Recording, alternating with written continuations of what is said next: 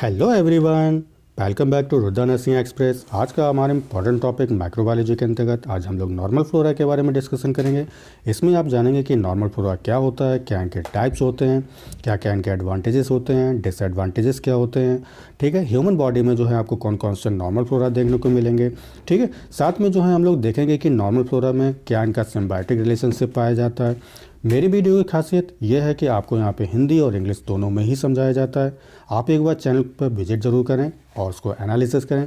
यदि आपको ये चैनल अच्छा लगता है तो सब्सक्राइब कर लें और नोटिफिकेशन बेल को दबा के ऑल पे क्लिक कर लें ताकि आप सभी को हमारे नर्सिंग से रिलेटेड वीडियो को नोटिफिकेशन सबसे पहले मिल सके। तो चलिए स्टार्ट करते हैं। तो सबसे पहले हम देखेंगे कि नॉर्मल फ्लोरा क्या होता है। तो याद रखिएगा, नॉर्मल फ्लोरा को हम माइक्रोबियल फ्लोरा या ह्यूमन माइक्रोबायोटा के नाम से भी जानते हैं। क्लियर है? चलिए, सबसे पहला हमारा पॉइंट लिखा है population of microbes which found at a particular sites of body without causing a disease. ठीक है, यानी कि हमारे ह्यूमन बॉडी के किसी पर्टिकुलर साइट पर, ठीक है, बैक्टीरियाज का ग्रुप पाया जाएगा, तो एक समूह पाया जाएगा, उनकी पॉपुलेशन पाई जाएगी। और ये जो बैक्टीरिया का जो ग्रुप होता है आपके शरीर को कोई भी हानि नहीं पहुंचाता, कोई भी डिजीज़ कॉज नहीं करता है। क्लियर है? तो उसको हम क्या कहेंगे? उसको हम नॉर्मल फ्लोरा कहते हैं। क्लियर है? अब यहाँ पे आपके जो बॉडी के जो साइट्स हैं वो क्या क्या हो सकते हैं, जैसे कि आपकी स्किन है, ठीक, जीआई ट्रैक्ट है, ठीक, यूरिनरी ट्रैक्ट है, रेस्पिरेटरी ट्रैक्ट, आइज़ है, ईटीसी। ठीक है, ये सारी जो हैं आपके स्पेसिफिक बॉडी पार्ट साइट्स होते हैं जहाँ पर बैक्टीरिया के कुछ ग्रुप्स आपको देखने को मिलेंगे और ये किसी भी प्रकार की डिजीज़ कॉज नहीं करती है। क्लियर है?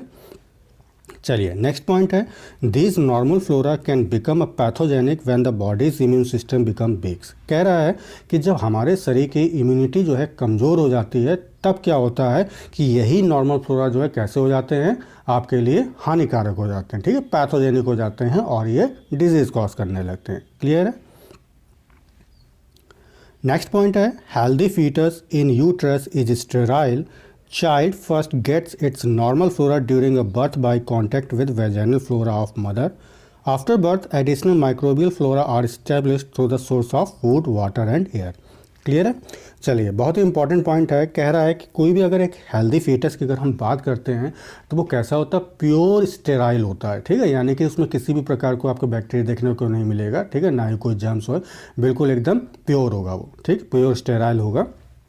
अब होता क्या है कि जैसे जब बेबी का जब जन्म होता है और जब वो वेजाइना के कांटेक्ट में आता है तो याद रखिएगा वहीं से जो है सबसे पहले वो नॉर्मल फ्लोरा को एक्वायर करता है। क्लियर है? अब उसने एक्वायर कर लिया, इसके बाद बेबी का बर्थ हो जाता है। ठीक है, बर्थ होने के बाद में जो अदर्स नॉर्मल फ्लोरा है वो बाहर से वो प्राप्त करता है। ठीक, जैसे आपका फूड हो गया, ठीक, जब आप बेबी को फूड देते हैं, वाटर है, एयर है, ठीक है, तो इनके थ्रू जो है वो नॉर्मल जो फ्लोरा होते हैं वो बेबी में इंटर करने लगते हैं। क्लियर है? चलिए, अब हम देखेंगे कि टाइप्स क्या होते हैं फ्लोरा के। तो फ्लोरा को जो है नॉर्मल फ्लोरा को हमने दो कैटेगरी में डिवाइड किया है। सबसे पहला हमारा होता है रेजिडेंट फ्लोरा। ठीक है, तो they are a life long members. ये कैसे मेंबर्स होते हैं? लाइफ लॉन्ग मेंबर्स होते हैं। लाइफ लॉन्ग का मतलब लंबे समय तक, यानी कि बर्थ से लेकर डेथ तक जो है ये आपके नॉर्मल फ्लोरा जो होते हैं वो बने रहते हैं। क्लियर है? अगला क्या हमारा ट्रांजिएंट फ्लोरा। ठीक है, they found at a particular regions of the human body for a short duration. ठीक है, कुछ ड्यूरेशन के लिए, थोड़े से समय के लिए जो है ये हमारे बॉडी के किसी पर्टिकुलर साइड पर जो है आपको ये नॉर्मल फ्लोरा देखने को मिलते हैं। ठीक है, अब वो शॉर्ट ड्यूरेशन क्या हो सकती है? कुछ घंटों के लिए हो सकता है, कुछ दिनों के लिए, या कुछ हफ्तों के लिए हो सकता है। चलिए, अब हम देखेंगे कि नॉर्मल फ्लोरा के क्या क्या एडवांटेजेस होते हैं।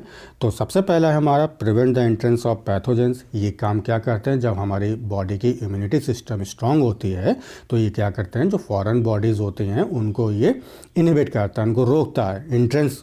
ठीक है, शरीर के अंदर जाने से उनको रोकेगा। क्लियर है? अगला क्या है सीक्रेट है विटामिन के एंड विटामिन B12। ठीक है, ये जो नॉर्मल फ्लोरा होते हैं विटामिन के और विटामिन B12 का सिक्रेशन भी करते हैं। ठीक है, अगला क्या हमारा प्रोड्यूस एंटीबॉडीज़। ठीक, एंटीबॉडीज़ का फॉर्मेशन करेंगे। क्लियर? अगला क्या है inhibit and kill pathogens by the production of an enzyme. ठीक, एंजाइम के प्रोडक्शन द्वारा जो भी पैथोजेंस बन रहे होते हैं उनको ये क्या करेगा? किल करेगा। ठीक है, मारेगा, उनको हटाएगा, इनहिबिट करेगा। अब हम देखेंगे कि नॉर्मल फ्लोरा के क्या क्या हमारे डिसएडवांटेजेस, क्या क्या हानियाँ होती हैं। तो सबसे पहला पॉइंट हमारा, they become a pathogenic when the bodies immunity is lowered. ठीक है, जैसे कि अभी मैंने आपको बताया था कि जब हमारी बॉडी की इम्यूनिटी सिस्टम कैसी हो जाती है, कमज़ोर हो जाती है, लोअर्ड हो जाती है, तो ये जो नॉर्मल फ्लोरा हो जाते हैं वो किस में कन्वर्ट हो जाते हैं, आपके पैथोजेनिक में कन्वर्ट हो जाते हैं। क्लियर है, इसका मतलब क्या है कि ये आपको आपके शरीर में जो है डिजीज़ कॉज करेगी। ठीक, चलिए नेक्स्ट पॉइंट है, causes confusion in diagnosis due to their ubiquitous presence and their resemblance to other pathogens। ठीक, बहुत इंपॉर्टेंट पॉइंट है। कह रहा है कि cause a confusion in diagnosis. अच्छा, एक बात याद रखिए कि जब हम पैथोजेंस का जब हम डायग्नोसिस करते हैं तो हमें बड़ा कन्फ्यूज़न होता है। ठीक है, हम लोग जो है उसका कारण क्या है, सबसे पहली बात तो जो नॉर्मल फ्लोरा होता है वो यूबिक्विटस होता है। यूबिक्विटस का मतलब क्या है, सब जगह आपको देखने को मिल जाएगा। ठीक है, सर्वव्यापी होता है। यूबिक्विटस का मतलब क्या होता है, सर्वव्यापी। ठीक है, सब जगह जो है बॉडी में प्रेजेंस होते हैं। दूसरी बात है कि ये दूसरे बॉडी के साथ में काफ़ी रिजेम्बलेंस शो करते हैं। रिजेम्बलेंस का मतलब क्या है, समानता शो करते हैं। हम लोग जो है इसको आइडेंटिफाई करने में हमें बहुत ज़्यादा दिक्कत होती है। जब हम उसका डायग्नोस करते हैं हम ये नहीं पता कर पाते कि ये बैक्टीरिया कौन सा है। क्लियर है, चलिए नेक्स्ट क्या हमारा, when they leave their natural habitat they cause A disease. ठीक, इंपॉर्टेंट पॉइंट है। कह रहा है कि जब कोई बैक्टीरिया अपने नॉर्मल हैबिटाट को छोड़कर किसी दूसरे हैबिटाट में जाता है तब वो क्या कॉज करेगा, डिजीज़ कॉज करेगा। क्लियर है, याद रखिएगा, जब वो अपने नेचुरल हैबिटाट में होगा यानी कि अपने प्राकृतिक आवास में होगा, ठीक है, जहाँ उसको रहना पसंद है, ठीक, तो वहाँ पे क्या करेगा, बैक्टीरिया किसी भी प्रकार की डिजीज़ कॉज नहीं करता है। ठीक है, बाई चांस मान लीजिए कि नॉर्मल आपके जब बॉडी इम्यूनिटी सिस्टम कमज़ोर हो जाती है तो वो क्या करता है, जो बैक्टीरिया होता है वो नॉर्मल जो आपका हैबिटाट होता है, नेचुरल जो हैबिटाट होता है उसको छोड़कर किसी दूसरे हैबिटाट में जाता है, तब वहाँ पे क्या करेगा, ये डिजीज़ को कॉज करता है। ठीक, एग्जाम्पल याद रखिएगा, normal flora of GI tract that is escherichia coli causes a urinary tract infection if the site of habitat is changed. कह रहा है कि जो एस्चेरिसिया कोलाई बैक्टीरिया उसका नॉर्मल फ्लोरा क्या है, यानी कि जो नॉर्मल फ्लोरा होता है हमारा कौन सा इसका प्राकृतिक स्थान होता है, जीआई ट्रैक्ट होता है। क्लियर है, अब क्या होता है कि अगर ये इसके हैबिटाट को हम चेंज करेंगे तो ये क्या करेगा, यूरिनरी ट्रैक्ट इन्फेक्शन को, संक्रमण को या बीमारी को, ठीक है, कॉज करता है। चलिए अब हम देखेंगे कि नॉर्मल फ्लोरा जो है हमारी ह्यूमन बॉडी में कौन कौन से आपको जो है नॉर्मल फ्लोरा देखने को मिलते हैं। ठीक है, तो सबसे पहला है स्किन पर। ठीक है, तो स्किन पे कौन कौन से नॉर्मल फ्लोरा देखने को मिलेंगे। सबसे पहला हमारा स्टेफिलोकोकस है स्पीसीज, ठीक, माइक्रोकोकस लूटियस है, साइनोबैक्टीरिया है, कैंडिडा एल्विकेंस हैं। क्लियर है, चलिए नेक्स्ट है हमारा कंजक्टिवा। ठीक है, कंजक्टिवा में कौन कौन से आपको जो है नॉर्मल फ्लोरा देखने को मिलेंगे, तो याद रखिएगा स्टेफिलोकोकस स्पीसीज है, ठीक, हीमोफिलस स्पीसीज, नेसेरिया स्पीसीज है, ठीक, मोराजेला डिप्थेरियोइड है। क्लियर है, चलिए अगला क्या हमारा रेस्पिरेटरी ट्रैक्ट में जब हम देखेंगे कौन कौन से नॉर्मल फ्लोरा पाए जाते हैं, तो सबसे पहला हमारा स्टेफिलोकोकस स्पीसीज है, स्ट्रेप्टोकोकस पायरोजेंस है, ठीक है, स्ट्रेप्टोकोकस निमोनिया है, नेसेरिया की स्पीसीज है, हीमोफिलस है, ठीक है, इत्यादि।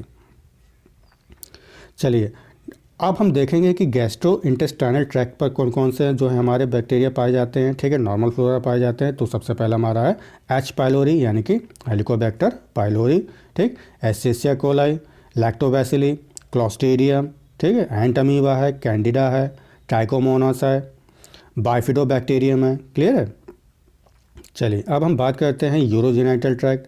ठीक है, तो उसमें जो है आपको लैक्टोबैसिलस निसेर, ठीक है, लैक्टोबैसिलस है, निसेरिया स्पीसीज है, एस्चेरिसिया कोलाई है, प्रोटियस है, ठीक, स्टेफिलोकोकस है, स्ट्रेप्टोकोकस है, ये सारी स्पीसीज जो है आपको देखने को मिल जाते हैं। क्लियर, चलिए नेक्स्ट क्या है, अब हम देखेंगे कि symbiotic relationship between a normal flora. ये जो नॉर्मल फ्लोरा होते हैं उनके बीच में कौन कौन सा सिम्बायोटिक रिलेशनशिप होता है। सिम का मतलब क्या होता है, टुगेदर, ठीक है, बायोटिक का मतलब जीवित, यानी कि ये आपस में एक दूसरे पर जो है डिपेंड करेंगे। ठीक है, सहचार उसको हिंदी में कहते हैं। ठीक है, तो सबसे पहले हमारा है कॉमेंसन माइक्रोफ्लोरा। ठीक है, तो कॉमेंसन माइक्रोफ्लोरा क्या होते हैं, these microorganism gets a benefit from a human host and give neither benefits nor a harmful effect to host। कह रहा है कि जो माइक्रो ऑर्गेनिज्म होते हैं ये क्या करते हैं, ह्यूमंस होस्ट जो होता है उससे ये बेनिफिट को हासिल कर लेता है, ठीक है, उससे तो उसको लाभ मिलता है, लेकिन and give neither benefit nor a harmful effect to host. क्या कहता है कि जो बैक्टीरिया उसको मतलब एक तरह का, मान लीजिए कि जैसे एग्जांपल है कि उसको एक तरह का हैबिटाट मिल जाता है, जब उसको हैबिटाट मिल ही गया तो वो क्यों जो है अपने होस्ट को नुकसान पहुंचाएगा। ठीक है, तो इस कंडीशन को हम क्या कहते हैं, कॉमेंसल माइक्रोफ्लोरा कहते हैं। ठीक है, मेजॉरिटी ऑफ नॉर्मल फ्लोरा और कॉमेंसल टाइप्स, ठीक है, इस प्रकार के ज़्यादातर जो नॉर्मल फ्लोरा होते हैं वो कॉमेंसल माइक्रोफ्लोरा जो होता है उसको शो करता है। ठीक है, अगला क्या हमारा म्यूचुअलिस्टिक माइक्रोफ्लोरा। म्यूचुअल का मतलब क्या होता है, पारस्परिक। ठीक है, यानी कि यहाँ पे एक बैक्टीरिया दूसरे होस्ट को, जो अपना होस्ट है उसको फ़ायदा करेगा। ठीक है, यानी कि एक दूसरे पर यहाँ पे परस्पर निर्भरता रहेगी। ठीक है, तो this microorganism gets benefit from host at the same time give a benefit to the host.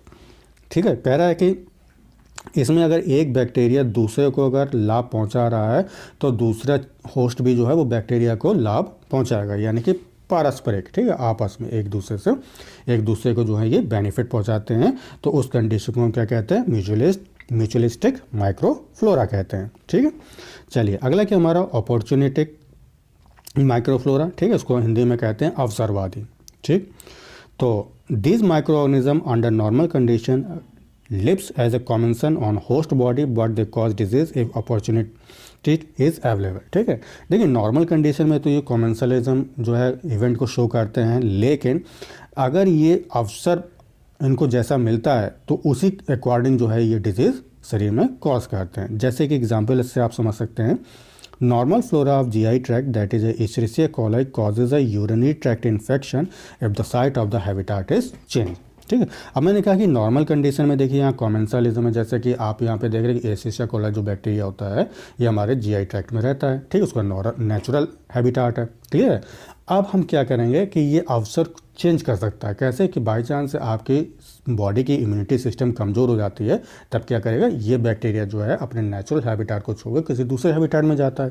ठीक है, वहाँ पे क्या करेगा, ये तुरंत डिजीज़ को कॉज कर देगा। देखा कि उसने अवसरवादी है, यानी कि बोलते नहीं कि लाभ जहाँ फ़ायदा हो वहाँ पे चोट पहुँचाना। ठीक, वो कहावत यहाँ पे हो रही है। ठीक है, आशा करता हूँ कि टॉपिक को आपको अच्छी तरह से समझ में आ गया होगा। टॉपिक कैसा लगा कमेंट करके ज़रूर बताएं, और इस टॉपिक या चैनल से रिलेटेड जो भी आपके इश्यूज़ हों उन्हें कमेंट बॉक्स में ज़रूर लिखें। तब तक के लिए take care and bye bye. Thank you so much.